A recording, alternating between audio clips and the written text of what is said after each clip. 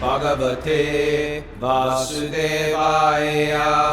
Om Namo Bhagavate Vasudevaya. Om Namo Bhagavate Vasudevaya.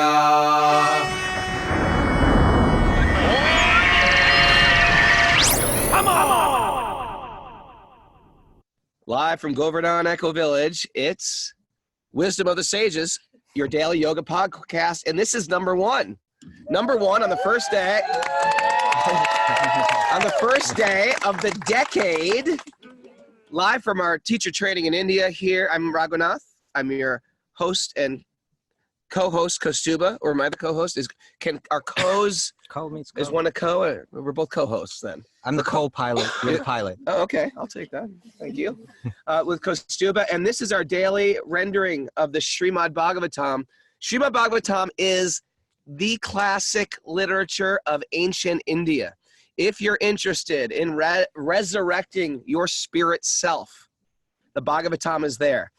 People have gone to India traditionally to study metaphysics, yoga, spirituality, mysticism. And of those many practices, the author compiling all the literature of the Vedas claims that this one book stands above the rest. Would you like to share more about that, Kostuba? I would, but do you think we should describe what we've, like the kind of history of what we've done first? Well, we've been about the show. About the show, yeah. Well, this show has been ongoing now, but it's a podcast officially today. But we've been studying this book for a little less than a year. Although Kostuba and myself been into this for 30 years. Our background was we were punks, Lower East Side of New York in the 80s. Then we somehow joined an ashram. Then we've slept on floors around the world and in India, traveled all over the subcontinent and India together. And then we got heavily, after we stopped being monks, we got heavily into the teaching yoga, leading teacher trainings, and going to other people's teacher trainings to teach all the philosophy which we studied in the ashram. We had the good fortune of getting to study all this stuff because, you know, if you go to yoga, a lot of times people learn yoga, but they don't learn the philosophy behind it. And the closest we get is I have a Ganesh t-shirt. So it's been our passion, not just to study the philosophy, because a lot of you know, we're here with a bunch of 300-hour teacher trainees. A lot of us know that when you study yoga philosophy in a teacher training course, you study it for a few hours, few days, maybe a few weeks in total. You study the Yoga Sutras, a little bit of the Bhagavad Gita. But to really get this stuff, you need what the yogis call a sadhana, a daily yogic practice. It means you have to hear this stuff on a regular basis and you have to apply it. That's the second part. You just don't hear it. You got to apply it. Isn't that true with anything?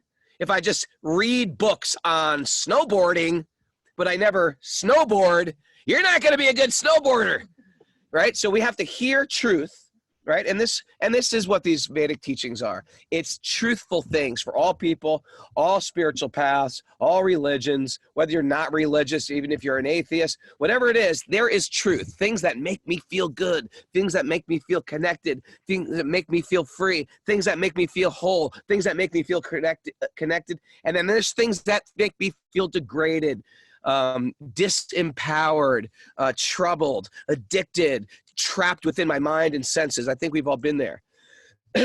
So the teachings of yoga, these wisdom literature, bring us up, help us upgrade our life. So we got into this. This is our passion. We've been teaching this with a small group on Zoom.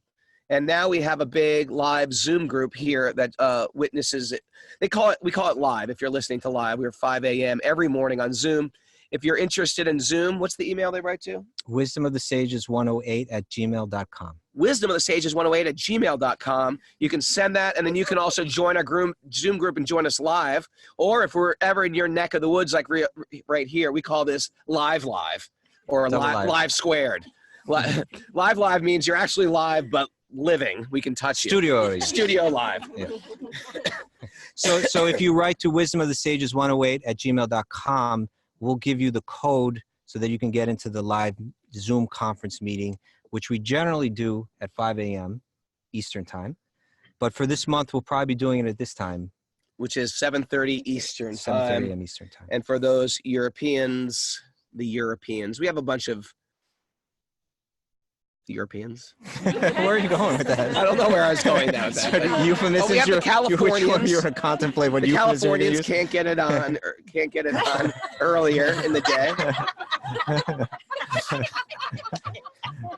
Then we have we call the others. If you ever see that show Lost, we call the others are those who listen, but they're never live, so we never quite know that they're listening. And where can they listen now? Where can they listen now? They can listen on wherever your podcasts are available. Apple Podcasts, Spotify Podcasts, and you can even see our pretty faces on YouTube if you go to Wisdom of the Sages on YouTube. So you can see the video on YouTube, and you can get the audio in Apple Podcast or Spotify so far. Probably others as well. All right. You want to share something about the Bhagavatam, Kaustubha? Yeah. A lot of people, most people haven't heard of even people in the Western yoga world haven't heard of the Bhagavatam. It was interesting when we were here last year and we were speaking. I think it was Rachel who was here somewhere. She's here. There she is. And I was speaking about Srila Vyasadeva, the author of all the Vedic literature, the literature from which the entire, not just even the entire yoga teachings and culture and practice all spring from his writings, his vast writings. Even all of Eastern philosophy is very much influenced by what he wrote, this one sage, right? And Rachel said, why haven't we all heard of him? And I was like, yeah, why have we not heard of him? We're here to popularize the Srila wisdom Vyasadeva. of the sages. The wisdom of we want to make that clear. When we say wisdom of the sages. Yeah, we're the sages, everybody. No, we didn't mean that. We mean the sages, the previous masters. Yeah, like Vyasadeva and the sages that he draws from in his books, like Mahabharata, which he wrote, like the Upanishads, which he wrote, like the Puranas, which he wrote, of which the Srimad Bhagavatam is one. So you have this one author who composed a vast, it's almost unimaginable how much he composed. And it's going through a progression. And it can become very confusing because in the Vedas, he's teaching on one level. He's saying, don't just be a person that's so crude that you don't understand that there are higher powers that are working in this world, that the sun is provided to us by a person, that the rain is provided to us, that the earth, that there's actually a loving person behind all of these things, and we should feel gratitude for all these things that we're given. So feel gratitude, show gratitude through your ritual and through your actions, be kind, and through that, you can get all of the good things in life. You'll be rewarded with good karma and you'll live a happy life in this world. And so in the 4 Vedas, he's teaching that. But then he goes on to more books that he writes called the Upanishads, which teach, you know what, real happiness is not something that comes from anything external. Real happiness is something that's the very nature of the soul. So you need to elevate yourself still further. You need to understand that I'm not this body, that this world isn't even my real home, that it's of a totally different nature. Everything here is temporary, or I'm eternal, and find true happiness by going within and coming in touch with your soul. So then that's taught in the Upanishads. But then in the Bhagavad Gita, the Mahabharata, the Bhagavad Gita, and ultimately the Srimad Bhagavatam, he brings it from to the level of bhakti, which is that not only should we find peace by coming in contact with our true nature, but ultimately the deepest aspect of our true nature is divine love, that we feel through the divine or through God, and through connecting with God, we feel for every living being. So that's like the highest teachings that he gives. And people get caught up in different parts of it. They have a hard time understanding, where does it all lead? And so what happens in this book, the Srimad Bhagavatam, which is, it's said that it's the work of Srila Vyasadeva in his maturity, or it's the ripened fruit of all the Vedic literature, is that he's like, I'll clarify it for you. If you're having trouble understanding where it's all leading, I'm going to clarify it in this one final book, the Srimad Bhagavatam. And it's all going to point to divine love. I want to jump in here a second, if I may. Yes, please. The idea wasn't, Vyasadeva didn't create it. He didn't create truth. He didn't create wisdom. Things like wisdom, truth, these are eternal things. No one owns truth. No one culture owns them. But these teachings came from oral traditions that were passed down for generations. Vyasa was considered some type of avatar. And in his visions, he had this siddhi, or mystical power, the yogis call these mystical powers siddhis, not to be confused with New York City. A siddhi is a mystical perfection.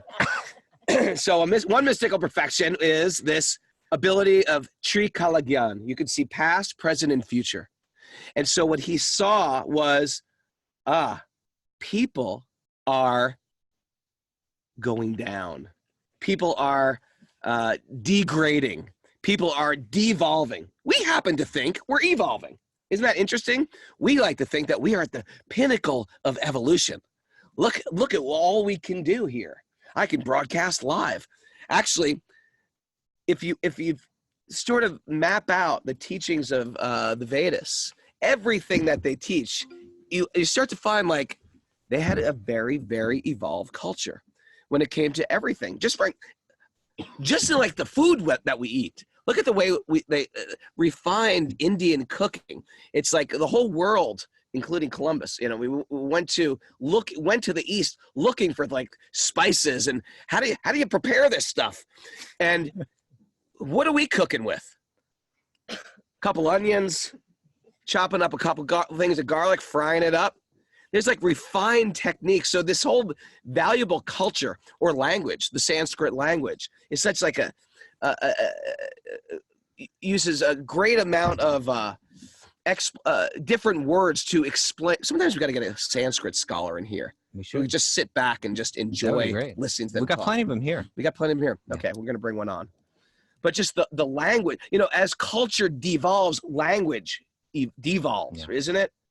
If you go to these areas where people are not educated, they just use fewer words, isn't it? Nowadays, we don't even have words. We just have emojis. We just send in winkies and hearts to everybody and thumbs up or wows. That's our way we communicate 100. nowadays. 100%. So the idea is that we are not evolving. We're actually devolving. And Vyasadeva, with his vision, he saw things are getting dark. And this is at the time at the end of the previous yuga. There's a calendar, a Vedic calendar of ages, and they change like the seasons. And this calendar that we've entered in this winter season of Kali Yuga, it's called, the age of quarrel and hypocrisy, is upon us. And so knowing that people were their memories were going to be weak. They're going to become lazy, unfortunate, unlucky, inauspicious. What else? And mostly always disturbed. Their minds will be always disturbed. That's one of the symptoms of Kali Yuga. Can anybody here vouch that they have a disturbed mind? Yeah, that's part of just like existing. Yeah, everyone's got their hands up. We are a disturbed bunch. So we are qualified to be in Kali Yuga. So knowing this, he said, okay, people aren't going to be able to memorize things. They're not going to have good habits. What we're going to do now is we're going to write all these things down. Because people actually are going to start forgetting. They're not going to be able to retain. There's this word called shrutidara. What you hear, you hold. You know what I'm talking about? You ever meet people like that? There's people like that too. They read something, and then they say, "Oh, it'd be amazing what I just read." And they almost like go back and tell you everything they just read. I'm not like that. I'll read something, and somebody will say, "Hey, what'd you read?" I'll be like, I don't know. Last sentence. Well, you just read that. I know. I can't remember. So that's where the mind, the intelligence is becoming dull. And Vyasadeva compiled this, and he's broken it down into different people according to their different desires. And as Kostuba was saying, some people want to evolve, but they still have a lot of material desires. So he writes different types of sacred literature for different people according to where they're at. And any parent knows, when you're trying to parent, I'm a parent, I got 5 kids. So yeah, some kids will do whatever you say. And there's some kids who won't do anything that you say. And you have to just sort of like figure out how to keep those kids on track. Okay, you want to go out all night? Listen, you can go out all night Friday night, but not on Wednesday night. And only if you do this as well. And only if you do that. You want to use the car, you got to do this. And so you're sort of bargaining with the kid. And so the Vedas are like that. They give, what's the word I'm thinking of? They give steps. Steps? No. Oh, no. Yeah, come on. Some latitude. Guidelines. No. Concession. Concession. They give some concession for those who are just not going to follow the orders. There's some people I say the highest spiritual. I mean, I just have people say it to me today. It's like, I know all this stuff. Why can't I follow it? Anybody ever do that? I know what's right, but I'm going to choose what's wrong. Are you sure? You know it's wrong. Last time you did that, you suffered. I know. I'm going to do it anyway.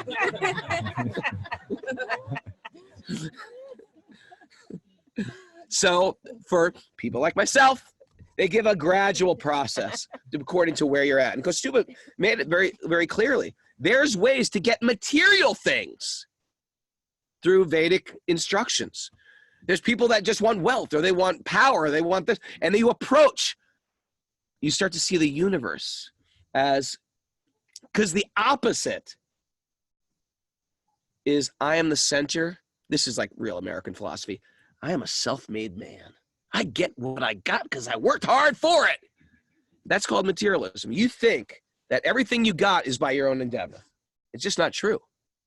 We have people who've been backing us our whole life, loving us our whole life, supporting us our whole life, educating us our whole life. No one's a self-made, nothing. We are completely dependent on so many people in our life to have what we have right now. So the first step is to realize I'm actually dependent. And therefore, I'm in debt. Isn't that interesting? I've been given, and therefore I'm in debt. How can I give back? And these ancient worlds are all from that paradigm that I'm a debtor, and I've got to show some respect to the sun, to the moon, to the ocean, to the air, to the trees, to the earth itself. What do you think about that? Kostuba? I appreciate it. Sometimes I'm like a boulder rolling down a hill. I just like to watch it roll. What's happens in this book is, as you're saying, this great sage provided so many teachings on different levels. And this is going to come out in the 5th chapter of this first canto of the Bhagavatam, which, by the way, is like 18,000 verses. Yeah, you're about to, we haven't even started verse 1. There's 18,000 of them. We think we got you for at least 40 years. And in the 5th chapter of this section, it's going to describe how the author, how Vyasadeva was, even though he had written so much and provided so much wisdom and so much knowledge, he was feeling somehow dissatisfied. He was like a very sensitive, refined person, a really pure yogi. So he knows, if I'm not feeling really a solid sense of happiness and contentment, something's got to be fine-tuned. Something's not quite right. And at that time, his guru appeared to him, Narada. And Narada said, you've provided all of this information for people, but they don't know where it all leads. You haven't been clear enough and explicit enough so that they can actually gain from it, so that they can get the most value from it.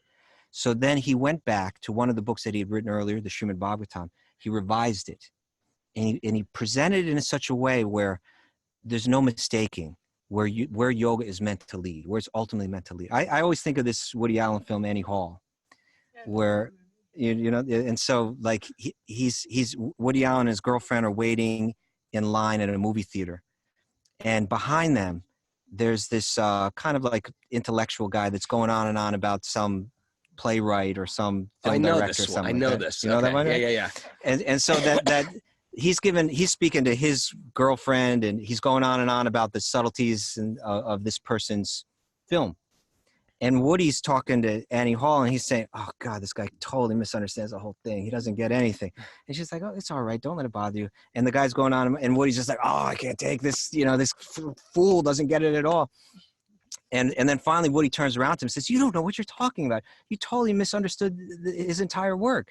And he says, oh, you think so? Well, I'm a professor at Columbia University, and I've written books on this and blah, blah. Well, it's still, and then Woody says, just wait one second.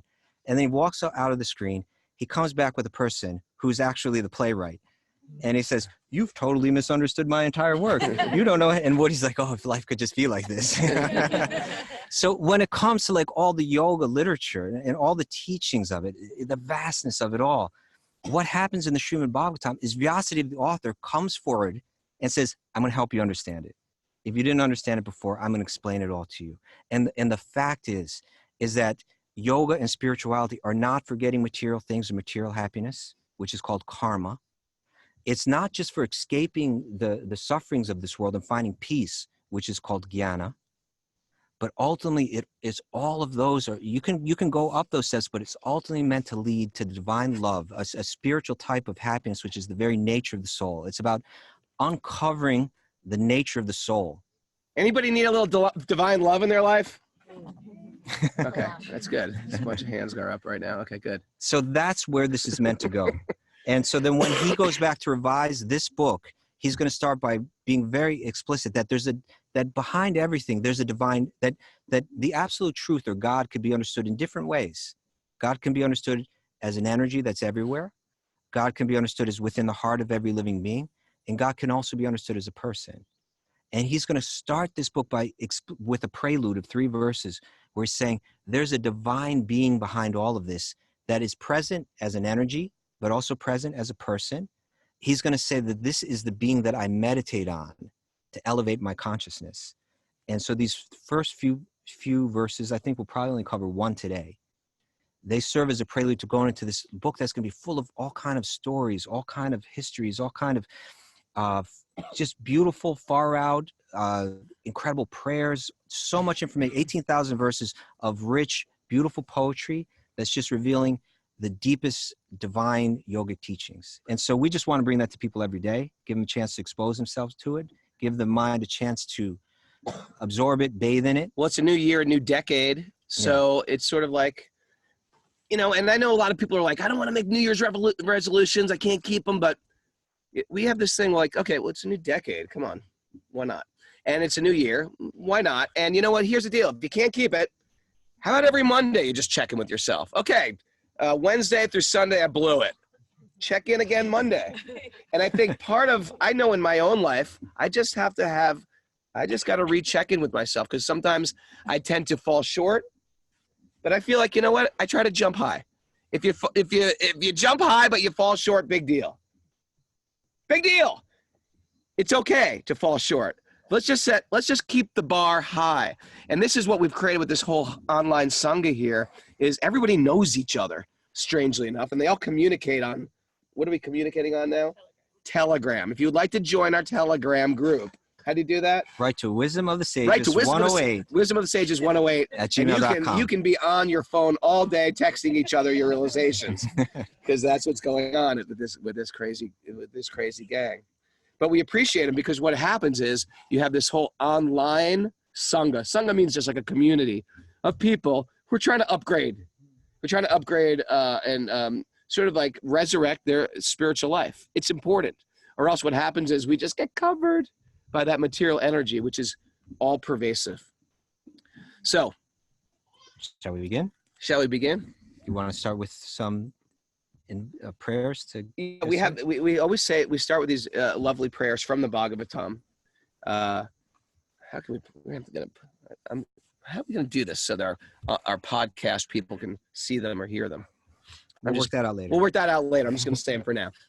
Narayanam namaskritya Naram Shaiva Narottamam Devim Saraswatim Vyasam Tato Jayamudiraye. Before reciting the Srimad Bhagavatam, which is the very means of conquest, one should offer respectful obeisances to the personality of Godhead Narayan, unto Narayan Rishi, the supermost human being, unto Mother Saraswati, the goddess of learning, and to Srila Vyasadeva, the author. Saprayeshu Bhadreshu Nityam Bhagavata Sevaya Bhagavati Uttama Shloke Bhaktir Bhavati Naishtiki. By regular attendance on classes in the Bhagavatam, and by rendering service to the pure devotee, all that is troublesome to the heart is almost completely destroyed, and loving service to the personality of Godhead, who is praised with transcendental songs, is established as an irrevocable fact. We say a prayer to our teachers. Om Agyana Timirandasya Gyananjana Shalakaya Chakshurun Milatam Yena Tasmai Shri Gurave Namaha. That's how this stuff comes. It descends. It's descending from Vyasadeva, and Vyasadeva doesn't own it. And so therefore we approach it in a humble mood and we thank teachers in our life. And what else can we say about that? I think we can just dive into the Bhagavatam and it'll all come out. because we're half an hour in. That's a nice way to say, clam up, Raghunath, and just let's read the book. I'm okay with that. Okay. Ugh. So I'm reading from Canto 1, verse 1. You got to take this slow because it's thick, but it's beautiful. Where's my new glasses? All right. I have glasses. Who donated those glasses? This is Ava sent these with Silas. Thank you, Ava. Ava's there. I thank like them, you. and they're pearl side. If you're unfamiliar with my glasses previously, in 2019, they were always missing an arm. Translation. O my Lord Sri Krishna, son of Vasudeva, O all-pervading personality of Godhead, I offer respectful obeisances unto you. That's the translation of the Om Namo Bhagavate Vasudevaya that we just chanted. Yes. I meditate. Just pointing that out. Not saying you did anything wrong. Okay. I meditate upon Lord Sri Krishna because he is the absolute truth and the primeval cause of all causes. Listen up. The primeval cause of all causes of creation, sustenance, and destruction of the manifested universes. He is directly and indirectly conscious of all manifestations, and he is independent because there is no other cause beyond him. It is he only who first imparted Vedic knowledge unto the heart of Brahmaji. Okay, studio audience, live. Who is Brahma? Yeah, creator of the universe. So Brahma's not God. Even though he created the universe, how could he not be God? In the Vedic paradigm, there's actually, Brahma is the creator, but he's also a being, just like you're a being. Just like you have a body, your body dies. Brahma's body will also die. Just like you have a job, and you have a job, and you have a job, and you're a yoga teacher, and you're a banker, and you're a politician, whatever. That's a job. Some of you have better jobs than others. I got news for you. Brahma's got a better job than you. He's got a much more important job than you. And no matter how important you are, and he has 4 heads. Brahma is actually the job, and a different person will take that job. Yeah, the job of Brahma as the creator. So it is Krishna who imparted Vedic wisdom to Brahma Ji. Sometimes you hear this word in India, Ji. It's sort of an affectionate, honorific title. Kaustubaji. Raghuji. Yeah, see, like that. It is he only. It is he only who first imparted Vedic knowledge unto the heart of Brahmaji, the original living being. So Brahma is the original living being. By him, even the great sages and demigods are placed into illusion. As one is bewildered by the illusory representations of water seen in fire or land seen on water. You ever look at a fire and it looks like there's water in the fire? It's not. It's an illusion. And sometimes people are out at sea and they're like, I see land! I see land! It's not. You're just like heat stroke or something like that. You don't actually see land. Or in the desert. You see water on land. That doesn't exist. That's when you see water on the land. That's another. Or when you're driving down the road in the desert, right? You ever see that? And it appears like there's a lake. It's interesting. It's an illusion. It's not water. It appears to be water. It's not nothing. Some philosophers will say, well, it's just nothing. Illusion is nothing. Illusion is not nothing. Illusion is something. It's just not what it appears to be. Isn't that true? It's not nothing. It is light reflected on heat coming up from the pavement, making it appear to be like something that is not. But it's not nothing. Very profound. But no, but actually that does, when we finish this verse, we can get into that. Cough attack. If we finish this verse. Okay, let's go on with this. Only because of him do the material universes, this is a good one.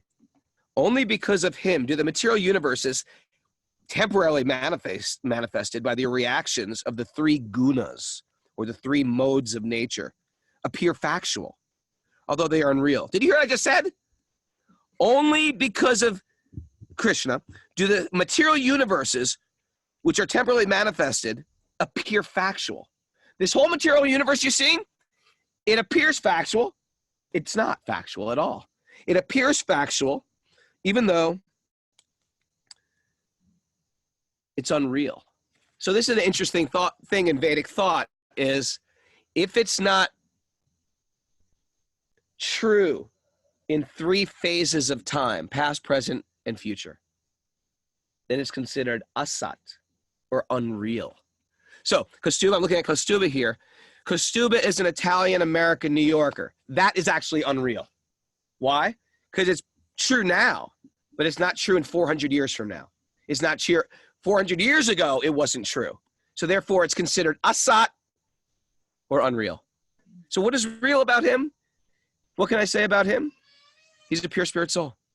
That is sat. That is eternal truth. So everything that we're looking at that appears so solid in this world, even the earth, even the universe, is actually asat or temporary or unreal. Isn't that hard to believe? It's unreal. In one sense, real. Like you were just saying, it is something. It's something, but it's not what it appears to be. It's just are you moaning? Oh, or did you just have a revelation, Bryn? No, I just had a realization. Yeah, just because something's temporary doesn't mean that it's not real. No, it's real. Well, it's real. It's just not what it appears to be. Well, he's beginning this, like in other words, Vyasadeva, the sage, is now beginning his most important work. And in the very first verse, he's talking about, he's bringing this conception. First, he's saying that behind everything, there's a divine source. And that divine source is not only an energy, but also has a personal feature too. Mm.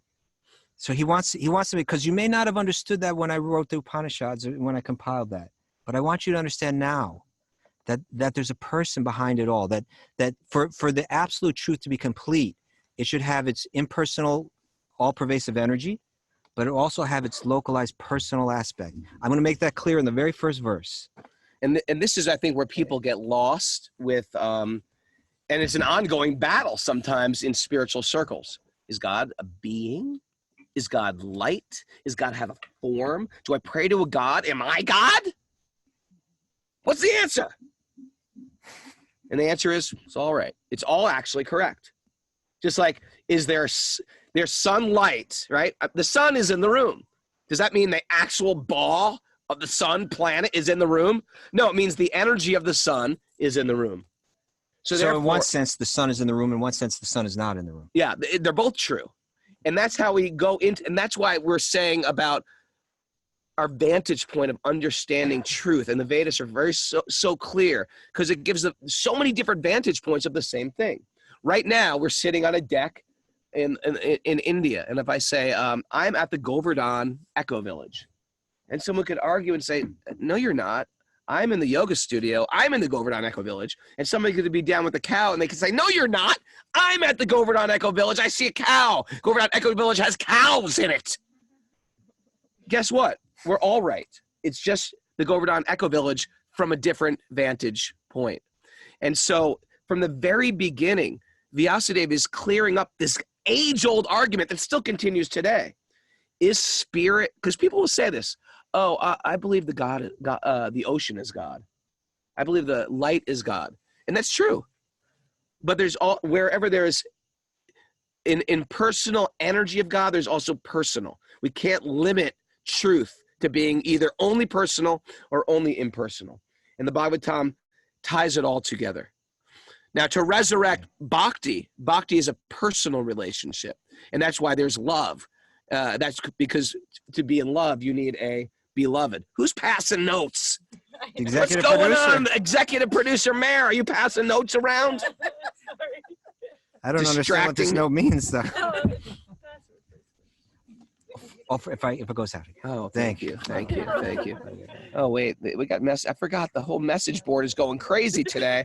We have a message board. Oh, good morning. You guys are keeping it good. All right. I can't read that. My glasses aren't working long distance.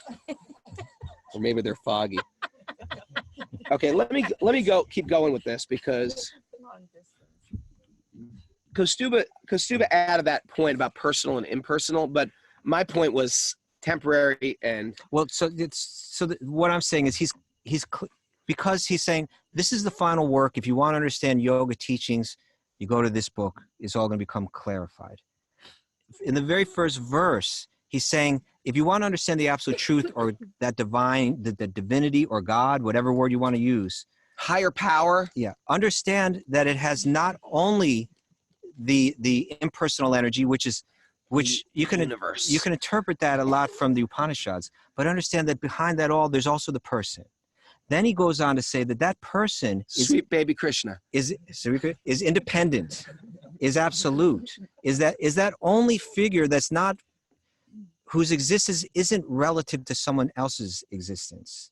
The cause of all causes. If you look at any cause, you can say, if you look at any event, there's a cause behind it. And you can find that there's a cause behind that cause. And you can find that there's a cause behind that cause. So they're all relative to something that happened before. What's the cause of all causes? Sweet baby Krishna. That's there you go. That here he's saying Vasudeva or Krishna. He says Om Namo Bhagavate Vasudevaya. It is that being Krishna. Who is that being whose that divine energy comes from? I offer my respects unto him. He's the cause of all causes, the absolute truth. If you follow the causes all the way back, you find him. And his existence isn't relative to anything. It's not dependent on anything. And then he says, it is he who puts even the great sages or the devas into illusion. And now why, that's something that's going to play out in the whole Bhagavad. We can't cover everything today, but why that is. But and then he says, and this world is also in a sense an illusion. Just like a reflection is an illusion. Like if you look in a mirror and you see your face there, is it real or is it illusion? It's real. Is an it? Illusion. Real. Right. So it's both real and illusion. It's like if it's the mirror is glass and the image is on the glass, there's light on the glass that's real. But if I think that's me, then I'm an illusion. It appears like me, but it's not actually me.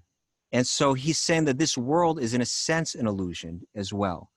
That it's a reflection, that this world is a reflection of something beyond. And just as a mirror's reflection, it looks just like something, but it's actually the exact opposite. So similarly, this world is real as a mirror is real, but it's also illusory as a mirror is illusory. It appears just like its source, but it's backwards. And so that's going to play out to this whole thing too. But we enter into this realm and we enter into illusion to try to enjoy it in different ways.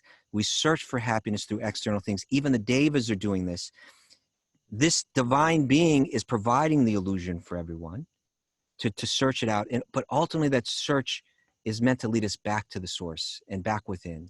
And the Bhagavatam is going to take us step by step to understand that. By the way, I want to throw in this ecumenical twist here, Kastuba. Do you know what ecumenical means? Yes, I think I do.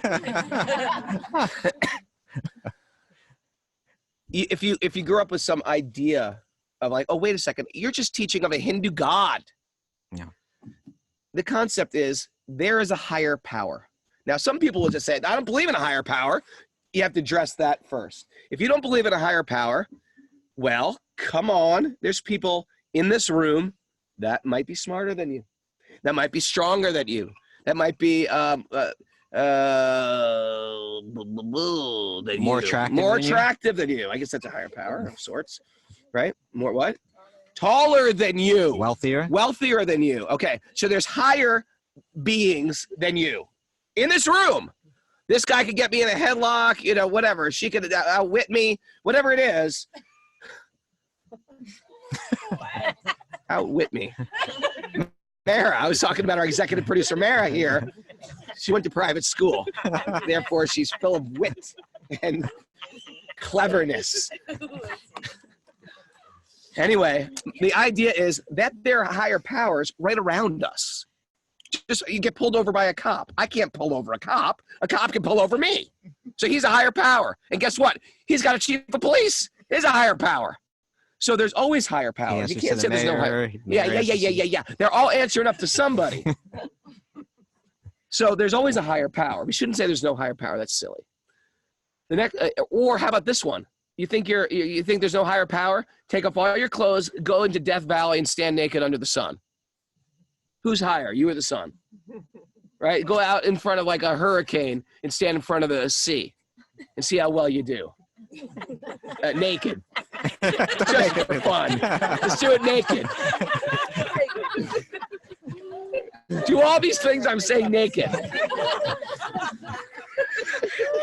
You got to tell naked man in the box before too long. Okay, it's all coming out. Yeah. So the idea is that there's always a higher power.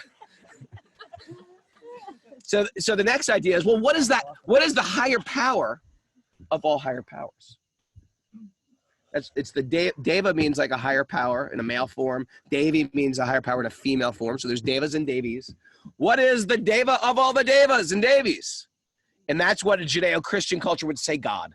That's what a person in a 12-step recovery group would call higher power. That's what someone would call, a Muslim would call Allah. That's what someone from the East would call Lord Ram or Sweet Baby Krishna. Or in India, they have so many different names for that higher power. And then someone could argue, why so complicated? Can't I just have one? Well, things are complicated. But you can have just one if you really want. Yeah, you can have one. You end up falling in love with one. But ultimately, we understand, even in my own life, I'm a father, I'm a husband, I'm a yoga teacher, I'm a son. So I have different roles and different sort of manifestations, right? Podcaster, perhaps. So my point being, things are also, we're studying the Vedas. So it goes into great detail in the same way. If my 5-year-old says, if I say, where do we get the apples? He'll say, well, we get them from the supermarket. Or, no, we don't get them from the supermarket. Gets them from the farmer. The farmer gets them from the seed, right? But if the child is really unenlightened, he thinks I get it myself, right? Like, in other words, I go to the refrigerator and I get the apple myself. Right. He has no idea that the parents are working hard, saving money, buying the organic fruit, bringing them home, So, the child, if he's really unenlightened. So therefore, we think, I get it myself. Why? Because I worked for it. I walked to the refrigerator. But there's so many things happening to give me that apple. Right? Yes.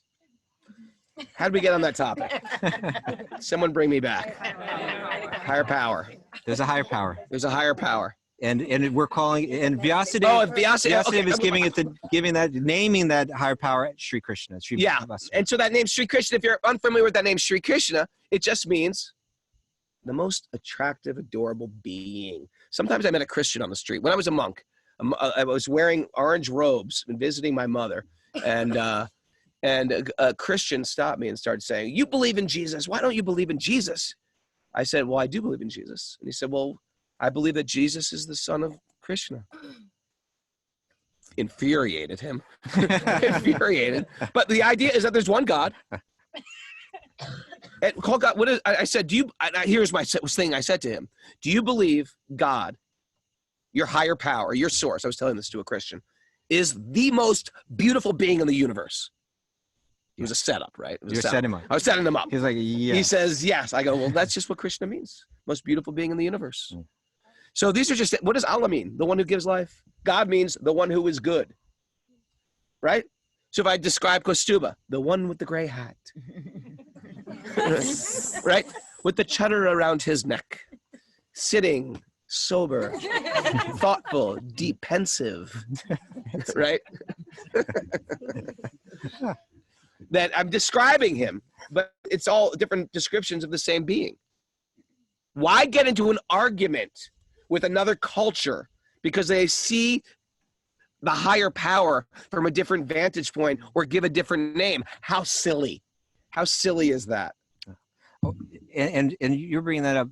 What it brings to mind for me is, again, if we go back to this idea that there's so much yoga literature out there and that the author is now trying to clear it all up for us, any misconception that could be there. Now, right at the beginning, the author's saying, understand that the divine is more than just energy, but it also has person. And maybe we have psychological dispositions that maybe aren't even entirely logical, but that prevent us from embracing that idea. And so he's saying, well, I'm trying to clear things up for you right now. So hear from me, and I'm going to explain how how this divine can be understood in many ways. And as we go through this book, you're going to understand it in many ways.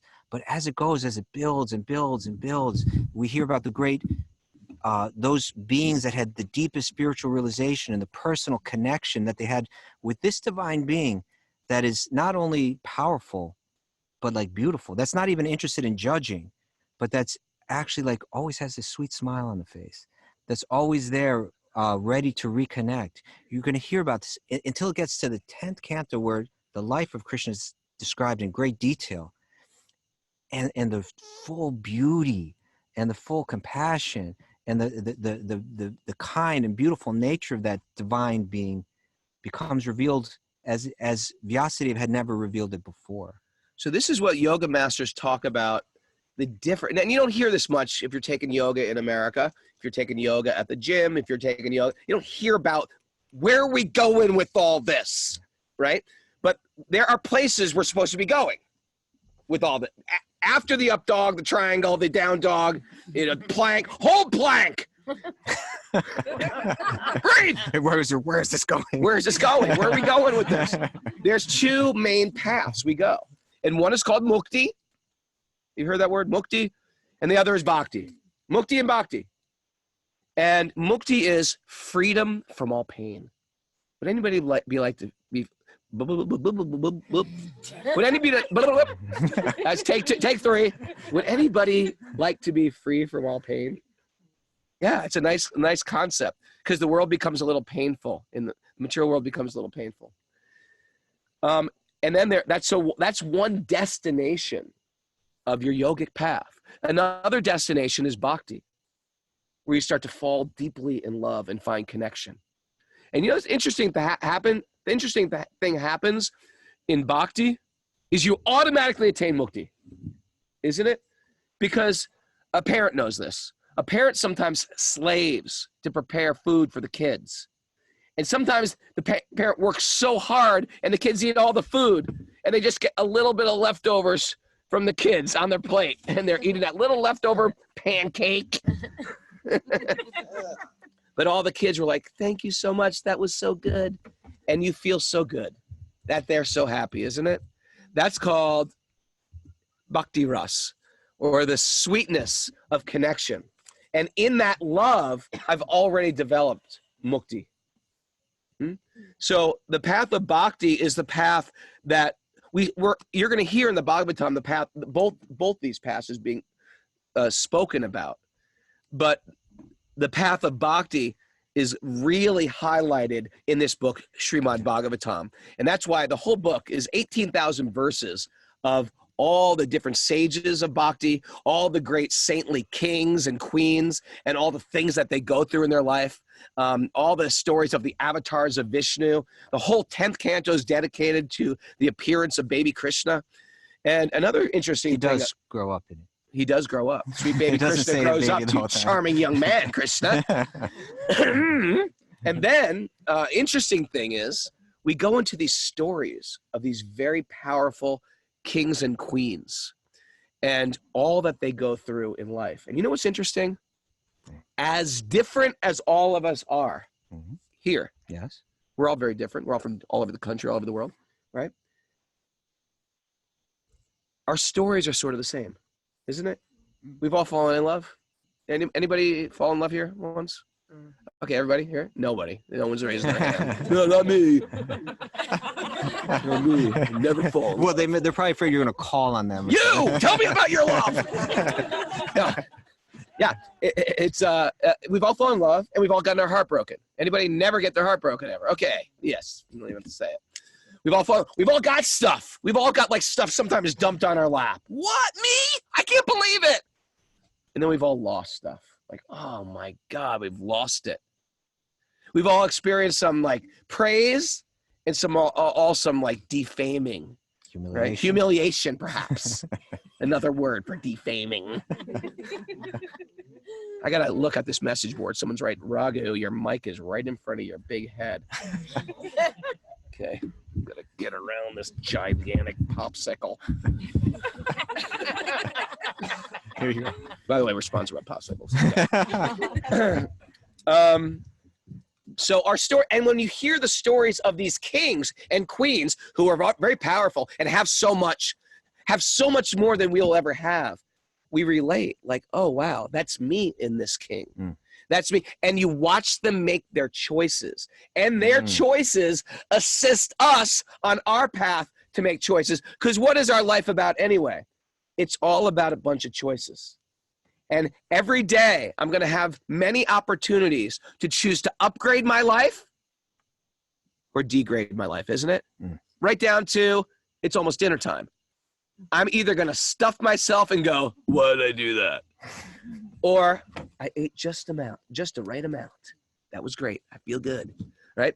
Every day I have many opportunities to upgrade my life or to degrade my life, even in my conversation, the way I talk, the way I lead, the way I behave, the way I think, whether I control my senses or just waste my sense control, waste my mind, right? The stuff I put in my ears, the stuff I put in my eyes, the stuff I consume through all my senses, upgrade or degrade. And the Bhagavatam is teaching us these valuable lessons.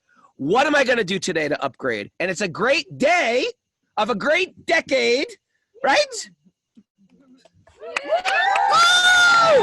It's going to be one of those podcasts, isn't it? It's going to be a great decade. It's going to be a great day, people. Let's do this. So it's What?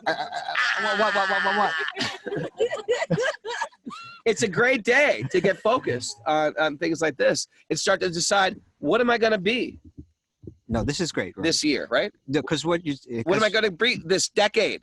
Who do I want to become in 10 years from now? And then it starts with small increments. What do I want to become this week? How do I want to live? And that's why this daily reading of the Bhagavatam is so important. I didn't make this up. Vyasadeva did by regular. I just read it. Remember, regular attendance classes in the Bhagavatam. All it is inauspicious to the heart, troublesome to the heart. Almost everybody. What are we gonna do? This piecemeal? Somebody say it. We're playing that. What's that game where everyone comes? All that becomes troublesome to the heart is completely eradicated. Almost completely eradicated. You leave a little trouble. But that comes too. But that comes eventually too. So this is the game we're playing that Vyasadeva recommends. All you got to do is hear truth on a regular basis, and it starts to redirect the vehicle, like those Google cars. You know, my wife's got this car. If it goes too far off the lane, what was that? That's the time. Oh, it's a time. I thought you were showing someone's text Oh, no. message. It's like, who's texting? So, you know, they make cars now that if you go off the road a little, it brings you back. And if you go off over the double, it brings you back. When we hear truth on a regular basis, it brings us back. If we're on a spiritual path, I want to be brought back. I want to be brought back. And who's going to bring me back? My community, my people, my friends, my teachers. And the wisdom of the sages. The wisdom of the sages by hearing it on a regular basis. So my first selfish desire to do this when we started doing this was because I need to hear this stuff on a regular basis for my own benefit. Because I tend to go south with choices, tend to make some poor choices. So I need to hear stuff. And isn't it true that when you do this, that's why we do it at 5 a.m. and some people are going, let's do it later. We like to do it first thing in the morning. You guys are getting it easy. We're going 7:30 now, right? Because we're in India. Sometimes we do it later when I'm traveling because I travel a lot. And the Californians get to tune in. But first thing, isn't it true the first thing you do in the morning, doesn't it like set the pace for your day? Like the first thing you read, that's why I don't like to check Instagram first thing in the morning. Don't check social media. It's very precious first thing in the morning. Put valuable stuff into your mind first thing in the morning. Come up with your morning prayer, your morning intention, the first thing in the morning. Careful what the first thing in your mouth is in the morning. It's going to set the pace for your whole day. What do you think about that? I think it's a great idea. And I think what you've clarified now is really the point of the whole thing. Is that we're not the sages, but the sages are in the pages of the Bhagavatam. Sages are in the pages. Hashtag Akastuba. We're always looking for good. We're always looking for good hashtags here. The sages are in the pages, and what the sage means a wise person. And that means wisdom means we have the ability to have an even mind and make sound decisions in life. And like you were saying, we all have our challenges in life. We're all going through our ups and downs. And it's through daily reading of this book and contemplating the wisdom of the sages that we can take that wisdom into our own lives and apply it and experience the result of it, so that it becomes deeper and deeper and deeper. And actually we become sages ourselves. There you have it. That's the real yoga off the mat. If you're interested in yoga, I'm interested in yoga off the mat. This is how you do it. Okay. Hearing on a regular basis, that's the sadhana we speak about in yoga, a regular daily practice. And of course, through that hearing, the hearing it's that sound vibration that's really transformational. We want to transform. If we really want to transform, it comes through sound, the most subtle form of matter. How are we doing, Mara? Speaking of sound. Whoa. Anyway, it's been our first podcast. I'm really happy how it turned out. I want to thank everybody who listened live. It's great to see you. And I want to thank everybody who listened live. We're going to call you Live Cubed. And we end with this, Gruntaraj, the king of all books. Gruntaraj, Srimad Bhagavatam, ki. Hey. Haridas, Krishna Bhagavan ki. Vaishnavali Srimati Radhika ki. Shri Guru Maharaj ki. Shri Prabhupada ki.